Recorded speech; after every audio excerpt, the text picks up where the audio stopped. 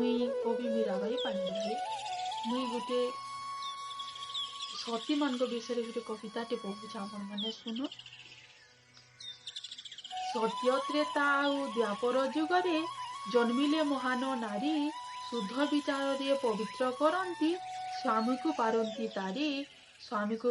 तारी पति सेवारे निष्ठापूर्वक से पत्नी धर्म पालुथिले जेते बाधा विघ्न आसुथिले मध्य तपस्या छाड़ू नथिले। एही बोली केते मही असी नारी जन्मी थिले भूमंडले पृथ्वी पृष्ठ को पवित्र करती साधना करती जले। एही भली थिले सीता माता सती वनवास गले पतिक सहित निज सुख भूली गमन करिले सती। सतीत्व बलरे रावण राक्षस पाख सुधा माड़े नाही अर्धरात्रे लुचि माता बोली कही अभ्यर्थना करे सेही।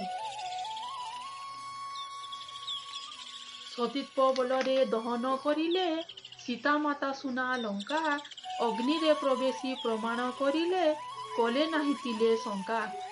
एही भली थिले सावित्री सुहागी सत्यवान पति बरी अल्प आयु बोली जानी मध्य सीए बाहा हेले सती नारी। सावित्री कुलरू जम देवता जे प्राण नेले पतिंकर सतीत्व बलरे पछे पछे जाई मागी नेले तिनी बर।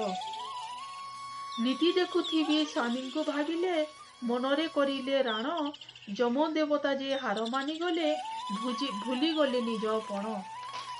अनुसया थिले महासती साधी अत्रि ऋषि थिले पति देवी माने तांको सतीत्व भांगिबा पाई मुढ़ाइले मती। देवी माने तांको सतीत्व भांगिबा पाई मुढ़ाइले मती।